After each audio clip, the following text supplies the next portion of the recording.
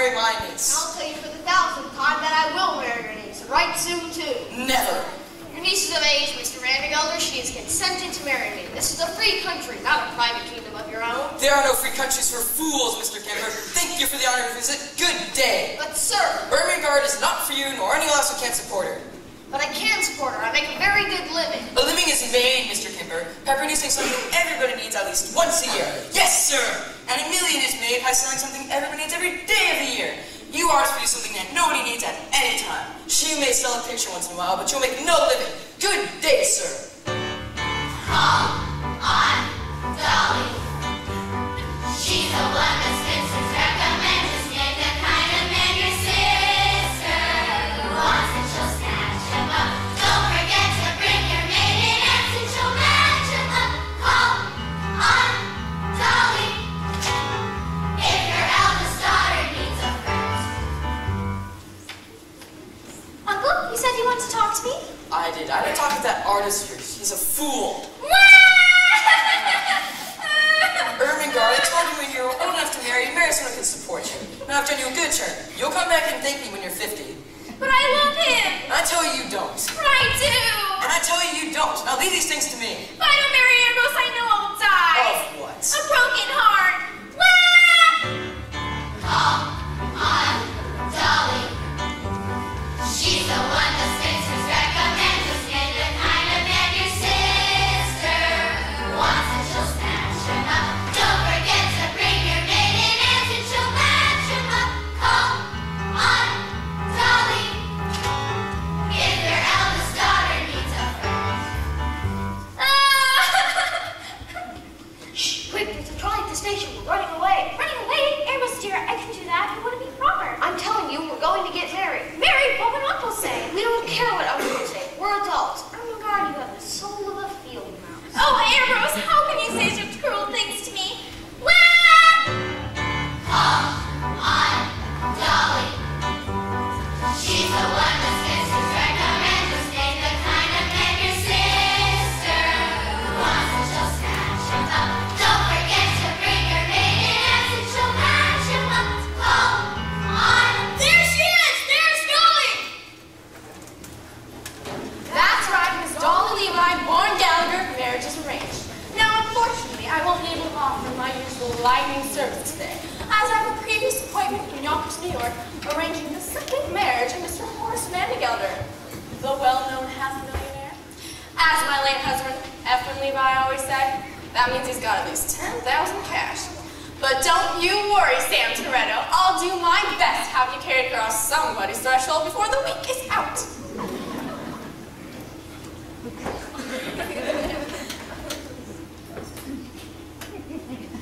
Good morning, darling girl. Good morning, Mrs. Levi. And this is Mr. Kemper, the artist delighted. Now, Mr. Kemper, may I say something very frankly? This thing you are planning to do is a very great mistake. Oh, Mrs. Levi, may you please tell Ambrose I can possibly run away with him? Now, dear, you go be on the lookout for your uncle. I wish to speak to Mr. Kemper alone. You give us a warning when you hear your uncle coming. Now, Mr. Kemper, I was this dear girl's mother's oldest friend, and I am on your side. Mr. Vandergelder wishes to get rid of Ermengarde, and if you follow my suggestions, he may even permit her to marry you. You see, Mr. Vandergelder is looking to get married himself. What? That monster? To you, Mrs. Levi? Oh, no, no, no. I'm merely arranging it. I'm helping you find a suitable bride. For Mr. Vandergelder, there are no suitable brides. I think I can safely say that he will be married to someone before the end of next week. Just what are you suggesting, Mrs. Levi? I'm taking Ermengarde to New York on the next train. I wish for you to call her at 5:30 at my house. Here's my card. Mrs. Dolly Gallagher Levi, varicose veins reduced. I beg your pardon, I meant to give you my other card. Just how do I know I can trust you, Mrs. Levi? You could easily make my situation worse. Please, Mr. Kemper, your situation couldn't possibly be worse. Just leave everything to me.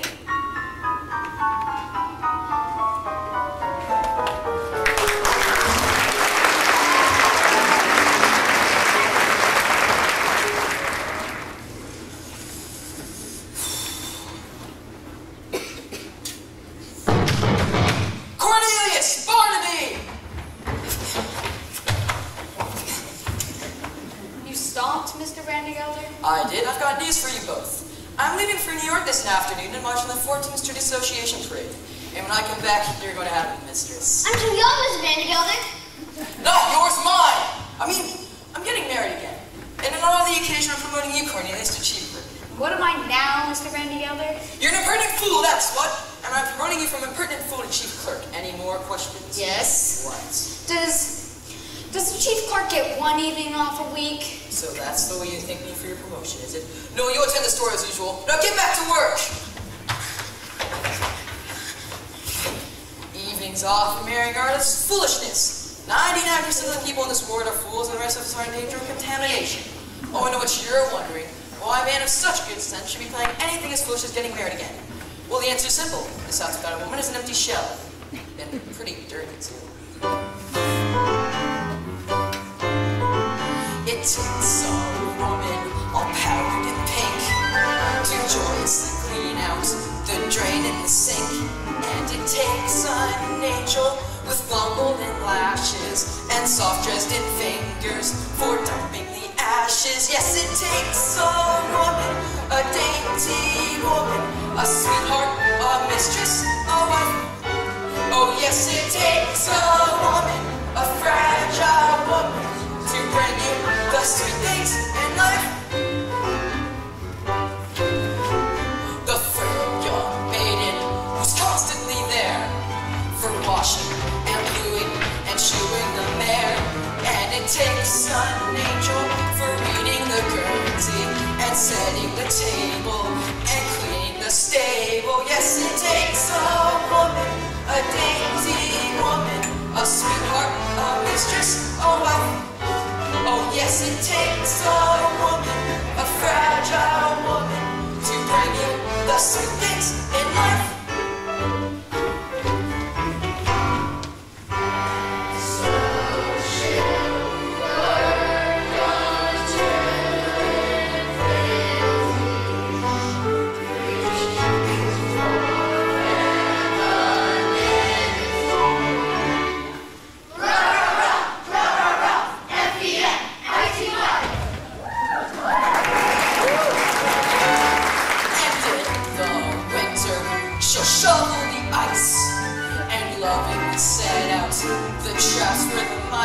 She's a joy and treasure, for practically speaking, to whom can you turn to when the plumbing is leaking?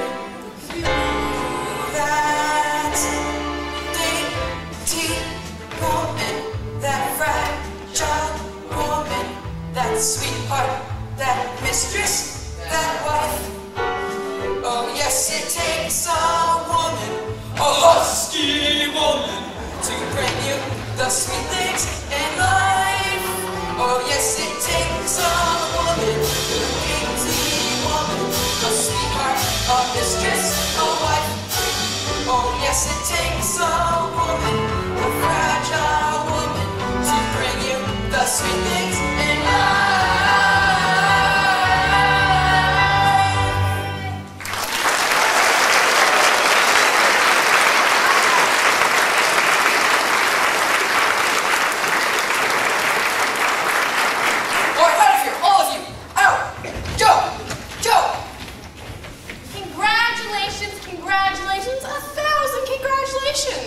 What?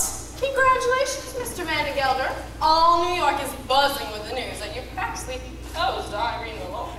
The streets are lined with elderly young ladies prostrate with grief. All my congratulations and sympathy. Sympathy? Did I say that? A slip of the tongue, that's all. No, I'm delighted with the happy news. After all, she wasn't easy to unload. By that I mean, you know what people said, although I, for one, never believed the rumors. No, I didn't. Rumors? What rumors? Nothing against said about Horace. I'm sure her first husband passed away quite naturally. It's just that it went so sudden. A few bites of angel food cake, and he was up there with them. But it could happen to anyone. Just one word of advice, Mr. Vandergelder.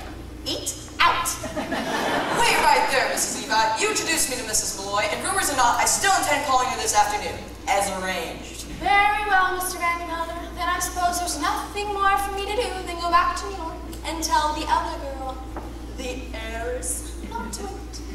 What did you say? Nothing. A word. Heiress. Particulars, Mrs. Levi. I meant particulars. Her name. Her name? Money. Ernestina Money. What a lovely, lovely name. Oh, but ain't got time to leave me for New York this afternoon to march in the 14th Street Association Parade. What an amazing coincidence. Guess who's been chosen to ride on the main float? Spirit of 14th Street. Miss Money. Her mother was a cash, you know. All right, Miss Levi, I'll meet Miss Money, but I still intend paying a call on Mrs. Malloy first. Oh dear, what races you make me run. Well, then I'll meet you in front of Miss Malloy's hat shop on that bench at 2:30 as usual. One more thing, Miss Levi. Suppose I decide against Mrs. Malloy, and I don't like Miss Money neither. Well, then there happens to be one more name on my list, a name I know as well as my own. Oh, but wait till you see Ernestina, Horace. A vision, a dream. It takes so long to pick, to trace, and to take some nature. Good lashes, just You know, Ephraim, I think we'll have that room done over blue wallpaper. Yes, in blue. Ermengarde, we've got plans to make. Chief clerk. Go from chief clerk to chief clerk. And if I'm good in 10 years, I'll be promoted chief clerk again. 33 years old, and I still don't get anything free. Barnaby, you and I are going to New York. Nico's store? Uh-huh. Where do you live? You can't. We'll have to. Some rotten tomato cans are going to explode. Holy cabooses! How do you know?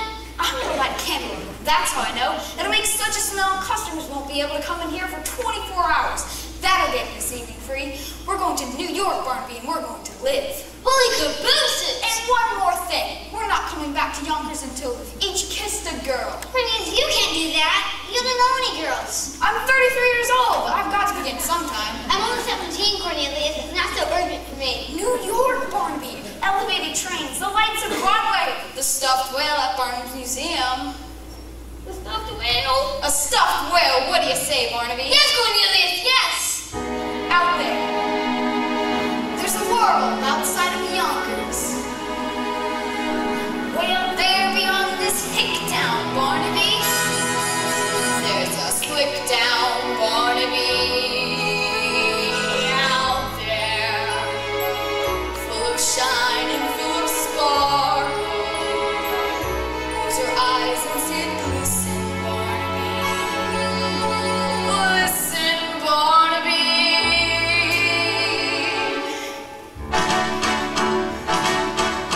Put on your Sunday clothes, there's lots of world out there. Get up a brilliant gin and time cigar. We'll find adventure in the evening air. Cause more clothes are down in our world. Put on your Sunday clothes, we're gonna arrive in town. Those horse-drawn open cars. We'll see the shows, Delmonico's, and more clothes are down in our world. And we won't come home until we kiss the girl. Put on your Sunday clothes when you feel down and out. So down the street and have your picture took. Just like a dream, your spirit seems to turn about. That Sunday shine is a certain kind that you feel as fine as you love.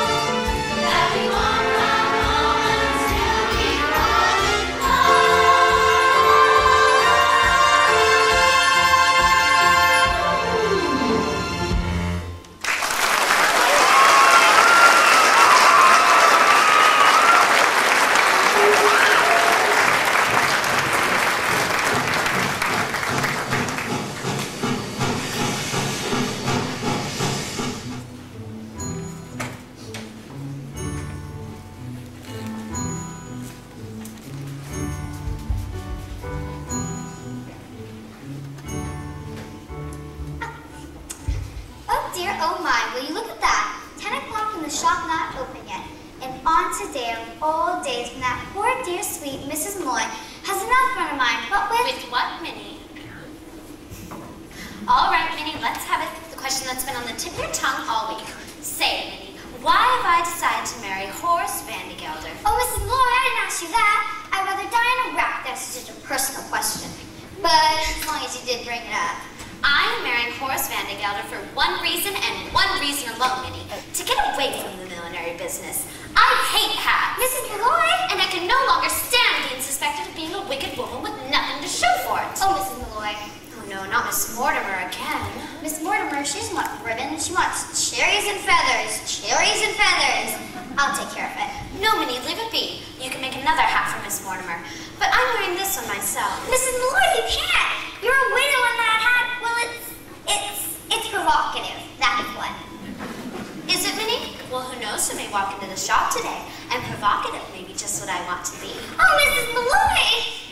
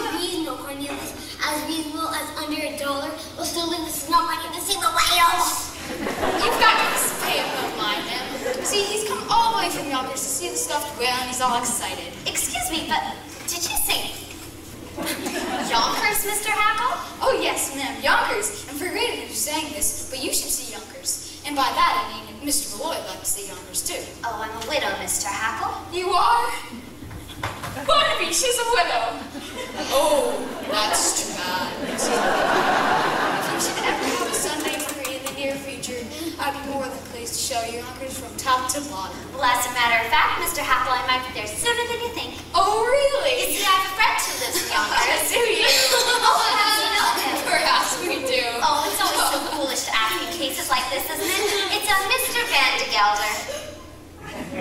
Horace Van de Gelder. Van de Gelder, baby. Do you know him? No! Oh, no. Now, I wonder if your friend might like this hat. Look out! Beg your pardon, Miss Malloy. Gentlemen, what are you doing? Help us, Miss Malloy. We'll explain later. Come out of there this minute. I didn't have to be Mrs. Malloy. Oh, well, really, Mr. Hackle, Mr. Tucker, I insist that you both come out of there this instant or I'll be forced... Mr. Van de Gelder. Mrs. Malloy, I don't suppose you've seen Mrs. Levi here, have you? She's supposed to meet me on that bench 10 minutes ago. Well, she can just go looking for me if she comes. When I make an appointment, I like people to be on time. Here's a present for you. Chocolate covered peanuts, unshelled. That's the expensive kind. Did I just see you talking to two men? Men? Men, Mr. Van de Gelder, what would men be doing in a ladies' hat shop? Come and see my workroom. I'm so anxious for you to see it. I saw it last week. Oh, so you did. So what's new in Yonkers? I hear it's a very beautiful city. I've just been telling you about Yonkers, may I ask? Nobody. A friend. What friend? Well, you see, he... He? A customer, Mr. Van de Gelder. He was in here buying hats for ladies. You might even know him, although it's usually foolish to ask in cases like this. It's a Mr. Cornelius Hackle. Did you say Hackle? Yes? He happens to be my head clerk. That's all, Mrs. Malloy. Demand an explanation. And I'm going to give it to you. Why shouldn't you know Cornelius Hackle? Everyone in New York knows Cornelius Hackle. Why, he's here at the opera and all the fashionable homes. Why, he's at the Harmonia Gardens restaurant 3 times a week. Impossible. He only has $135.45, and I keep it in my own safe. Oh, Mr. Van de Gelder, you're killing me. He's one of the Hackles. They built the canal. What canal? The Erie. The Erie. Oh, it ain't the same man. Excuse me.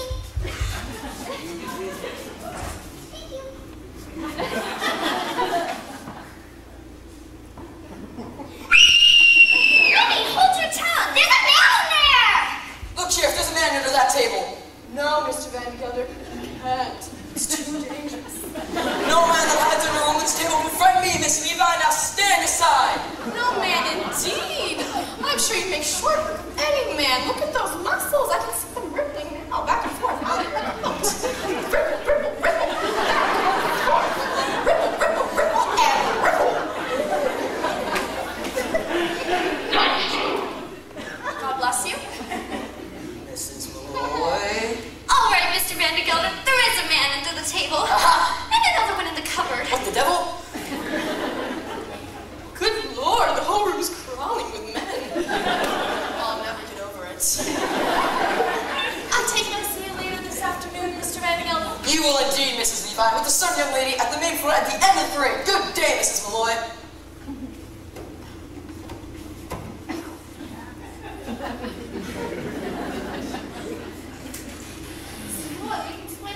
I do not wish to hear any explanations. Just you, Mr. Tucker, do me the pleasure of leaving my shop at once or I'll have to send for a police officer.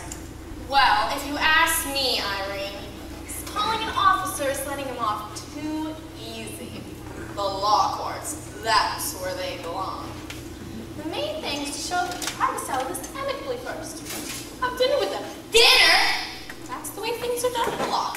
Well, as it must be. Mr. Hackle, Mr. Tucker, you may take myself and Miss Fay to dinner. Delighted, Mrs. Malloy, and I speak for Barnaby, too. Now, I hear there's a very nice restaurant down at the railroad station. No, Mr. Hackle. If the Harmonia Gardens restaurant is good enough for your fashionable friends, it's certainly good enough for us. Oh, They say they have a lovely orchestra there, Minnie. oh, we couldn't do that, Mrs. Malloy. It isn't the money or anything. It's just, they have dancing in places like that. Exhibitions, even contests, and I don't know how, and it'd take me weeks, months, years to learn. Mrs. Dolly Gallagher Levi, 33-year-old chief clerk, taught how to dance. Now, it's very simple. You just put one arm here. Oh, thank you. And one arm here. It's no use. I have absolutely no sense of rhythm. Absolutely no sense of rhythm is the primary requirement for learning by the Gallagher-Levi method. Just give me 5 minutes of your time, Mr. Hackle, and I'll have you dancing through the streets. Let's start with lesson 1. Put your hand on her waist. Stand with her right hand in your left hand. And 1, 2, 3, 1, 2, 3, 1, 2, 3. Look, I'm dancing. Well, I was. Of course you were, Mr. Hackle. Take someone whose arms you're in. Hold on to her tight and spin. And 1, 2, 3, 1, 2, 3, 1, 2, 3. Look, I'm dancing. Turn around and turn around, try floating through the air.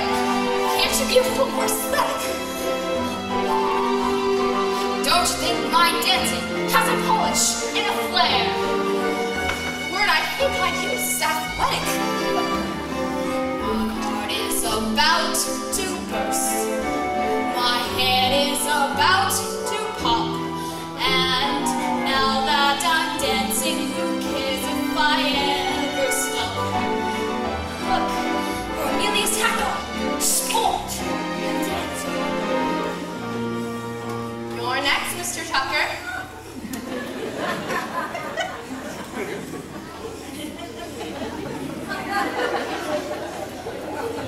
Glide and step and glide. And everyone, stand aside.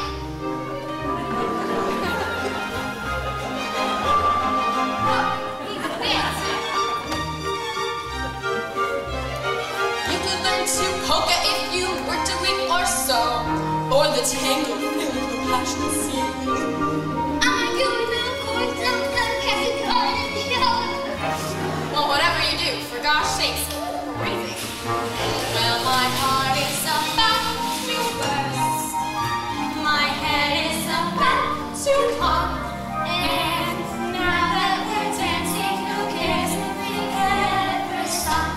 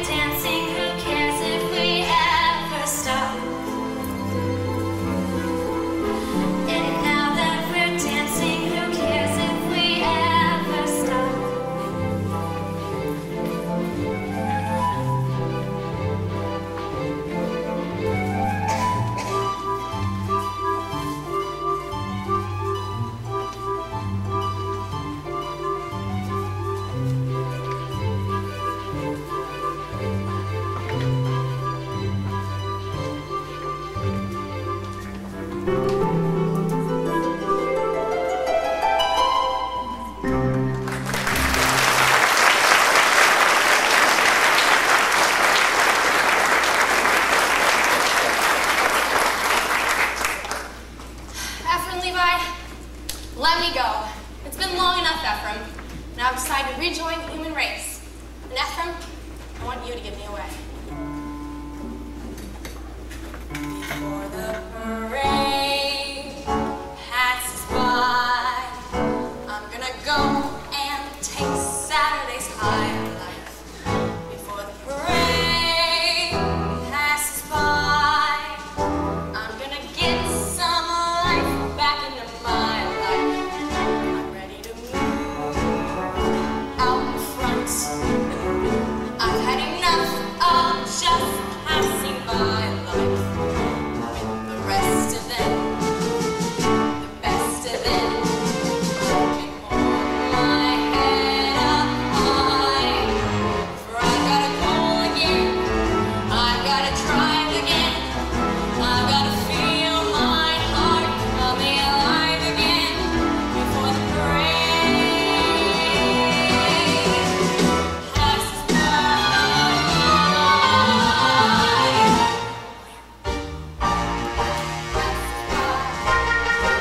Sitting here at Press Harmony Grove, parade passes by.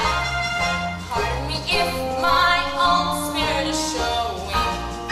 All those lights over there seem to be telling me where I'm going. When the whistles blow and the cymbals crash, sparklers light the sky. I'm gonna raise the roof, I'm gonna carry on. Give me an old trombone, give me an old baton before the parade passes by. Hear that brass harmony go. Parade passes by. Pardon me if my old spirit is showing. All those lights over there seem to be telling me where I'm going. Cymbals crash and sparklers light the sky. I'm gonna raise the roof, I'm gonna carry on. Give me an old trombone, give me an old baton before the parade passes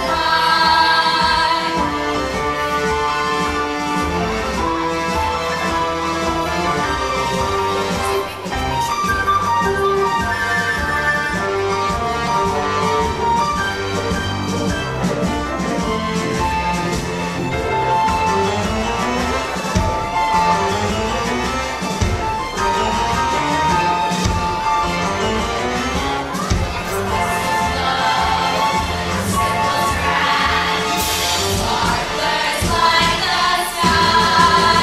I'm gonna raise the roof, I'm gonna carry on. Give me an old trombone, give me an old baton before the parade passes by.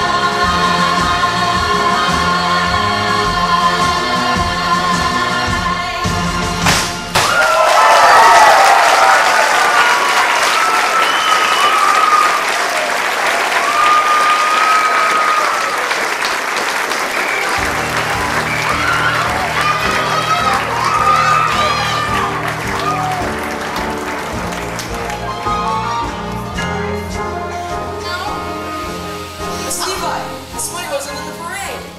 Nothing to get upset about, Horace. Miss Money had an urgent business appointment at the Mint. She's running a little late, but she'll meet you at the Harmonia Gardens restaurant at 8 o'clock tonight. That's the most expensive restaurant in the city. Well, that's why I'm glad you suggested it. Now, I might be running a little late, so Miss Money will meet you outside of the restaurant. Now, wait till you see her, Horace. All in buttercup yellow and baby pink shoes. You couldn't miss her if you tried. Oh, She'll neither even Dolly. be singing an old-fashioned tune. Sweet Rosie O'Grady. Yeah, couldn't miss her. I will be there, Dolly, but only because I already paid for the induction and I want my money's worth. But from here on out, you are to hereby discharged as my marriage broker. You hear that, Dolly? From this point on, you are just a normal woman like everyone else. Ephraim, he's as good as mine.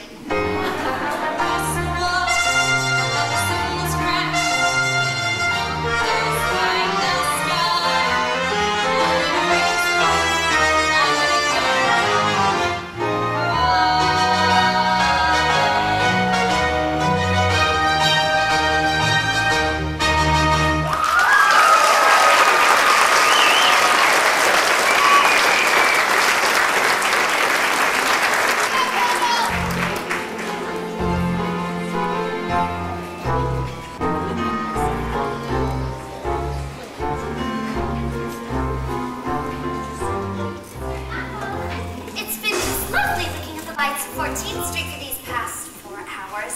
But now it's time to call a hack, and we won't make it to the Harmony Gardens restaurant on time. Oh, there's one. Yahoo! Oh no, we couldn't do that, Mrs. Lloyd. It isn't the money or anything. It's just nowadays really elegant people never take hacks. Hacks is Adam. They all go by streetcar. Brittany Vanderbilt, Jonathan Morgan. Then by all means, a streetcar. Imagine, just think, I've known you all my life and never even knew it. Of course, if you really want to be elegant. We do. You walk. Yes, New York, it's really us Barnaby and Cornelius. All the guests of Mr. Hackle are feeling great and look spectacular. What a knack there is to that acting like a born aristocrat. We've got elegance. If you ain't got elegance, you can never ever carry it off.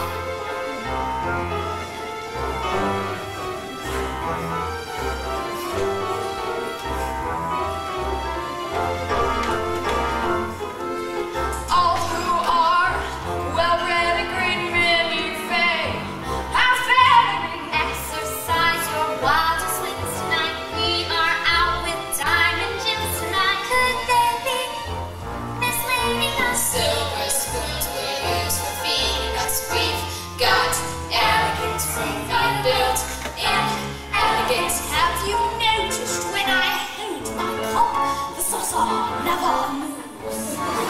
The way I keep my pinky out indubitably proves that we've got elegance, we've got built-in elegance, and with elegance, we'll carry it off.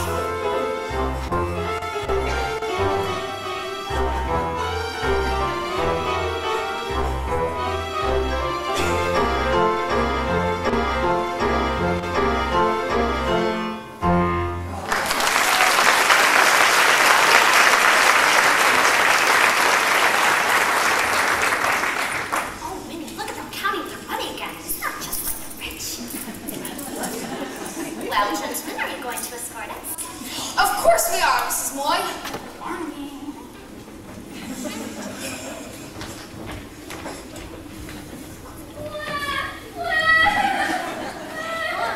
This is the only way to show your uncle we mean business.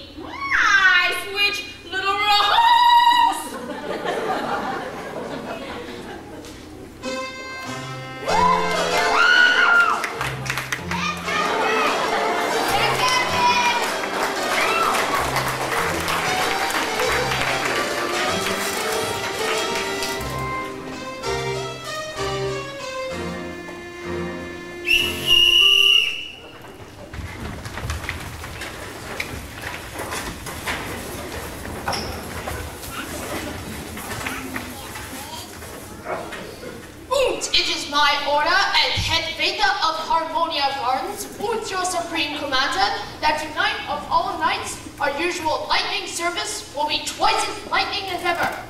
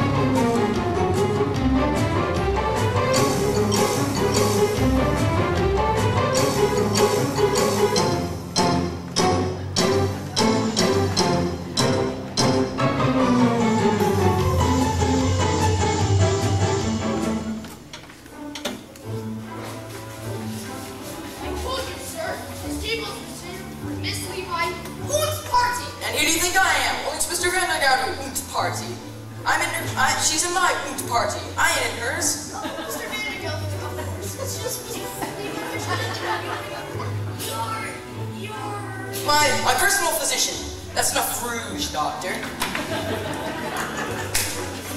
Now, Miss Money, I understand you carry respectable sums in your belts. Years ago, what we did my dad. It's sweet of you to worry about our reputations, Mr. Haplov, but Minnie and I don't care to see us tonight. Well, Minnie, what have you decided? I couldn't have anything at these prices. I really couldn't. Frank Grindstones, what a sensible girl. Waiter, bring us 4 glasses of beer and a loaf of yesterday's bread and some cheese. Yesterday's bread? Oh, Cornelius, now I know why you keep having New York in stitches all the time. Minnie, have you ever tried pheasant? Pheasant? We'll have 4, please, and nice red wine. Wait a minute, no wine. No wine? Champagne. Champagne! It's once in a lifetime. And Barnaby, go give the band leader a nickel and tell him to play To a Wild Rose. We want music while we dine. This is a cafe, isn't it? Let's dance! The Vandergouters don't dance, Miss Money. We're Presbyterian. All right, I'll dance myself. Give $2 to the band leader, will you? And tell him to play something with wine. I'm going to do the catchy.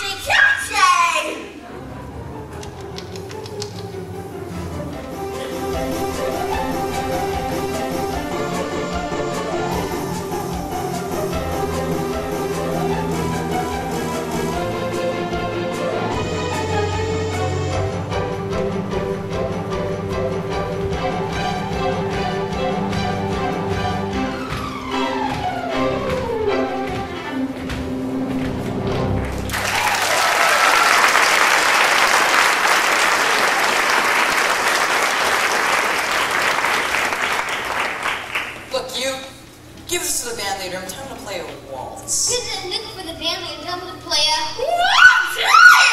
Miss Money! Wait, Cornelius! My wallet! My wallet! Hey, that's my wallet. Miss Money, get off the table. You're dancing in the stew. Excuse me, but that was my wallet. I didn't know that because there's only $1, 3 dimes, and 5 pennies. Cornelius! Cornelius! Sir, what is this? Shout. How many times do I shout?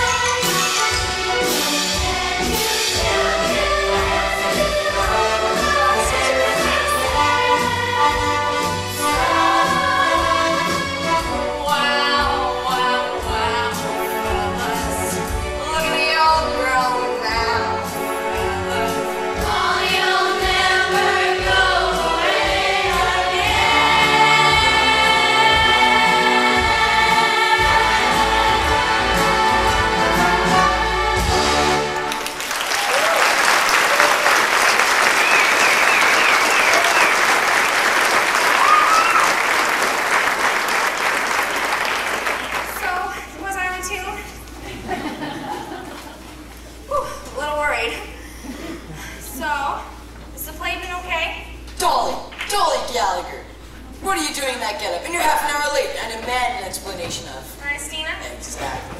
Ernestina, whom I trusted? She wanted to do the hoochie coochie. Well, she always was artistic. But don't let's say another word about it. I'm as shocked as you are. What are you doing now? Nothing, just looking the place over. That's the trouble with you, Dolly. Always wanting to know everything. Always sticking your nose in other people's business. Anybody who would marry you would be as nervous as a cat. What? What's that you're saying? I said anybody who would marry you would be as nervous as a kid. Horace Van Gelder, get that idea right out of your head. I'm surprised you even mentioned such a thing. Understand once and for all that I have no intention of marrying you. I didn't mean that. Well, I certainly do hope not. But since you did bring the matter up, there's one more thing I think I ought to say. I didn't bring the matter up. One more thing I think I ought to say before I forget all about it. Have some beets. Oh, good. I don't like beets. I hate beets. That's nice. Now dig right in. Yes, the pity of it is you could be a perfectly charming and witty man if you wanted to. I don't want to be charming. But you are! Look at you now. You can't hide it. Now sit down, Horace. You're wasting your time, Dolly Levi. I will not ask you to marry me. It's no use arguing. I've made up your mind. Horace Van Gelder, you go your way, and I'll go mine. I've got a headache. I'm going back to my hotel. You can't leave now. The dancing's just starting. Here's some money to pay for dinner. Wait a minute. There's nothing in here but $1, 3 dimes, 5 pennies, and a button. This isn't my wallet. I lost my wallet. What am I going to do? I've never been here before. They don't know me. Stop eating that turkey. I can't pay for it. Minnie, a polka! Cornelius, I simply must have one dance.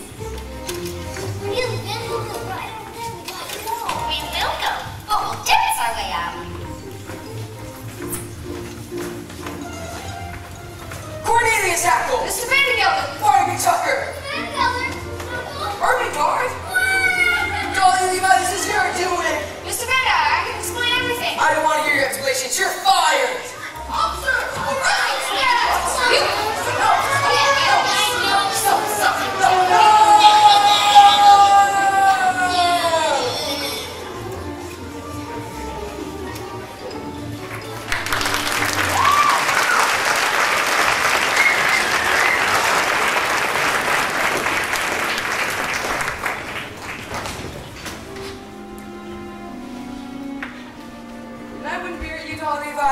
If you're the last one on earth.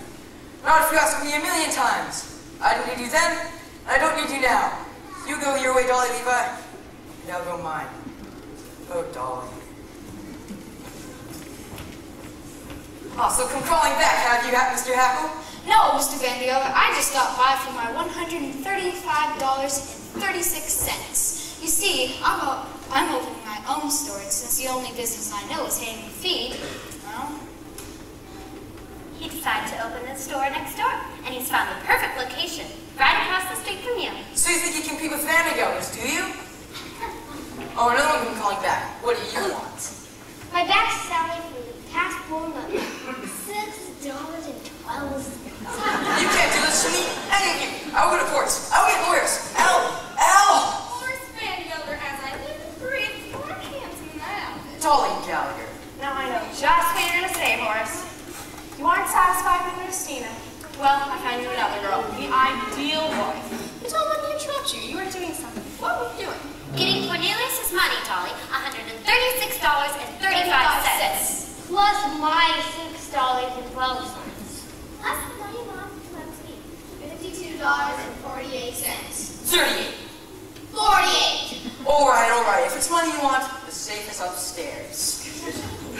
Yeah, this field is money. Money. Mr. Van Gelder's money. As my late husband, Ethan Levi, always said, money, pardon the expression, is like manure. It's not worth a thing unless it's spread around encouraging young things to grow. Anyhow, that's the opinion of the second Miss Van Gelder. Which reminds me, Ethan, I'm ready for that sign.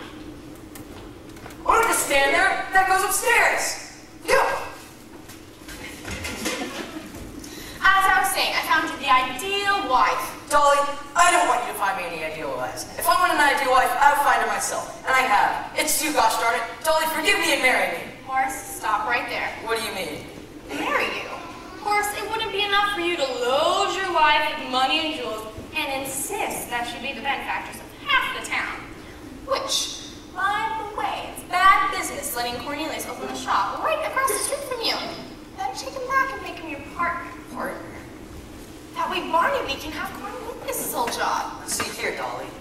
That way we can all be together and dance at Ermengarde's wedding! Now you've gone too far, Dolly. I will dance at no wedding. Besides, I'm not really how, and it will take me weeks, months, years to... All right, I'll dance. Well, fuck her, idiot! Go on! Go! Horace Van Gelder, what is going on over there? Oh, I just thought I'd have the front room done over in blue wallpaper. Horace? Oh, well, I know the old wallpaper ain't worn out yet, but I've always thought money, well, the young fella's just started up in business, and he needs a fresh start. See, Dolly, I've always thought money, pardon the expression, is like manure. Thank you, Ephraim. Hello.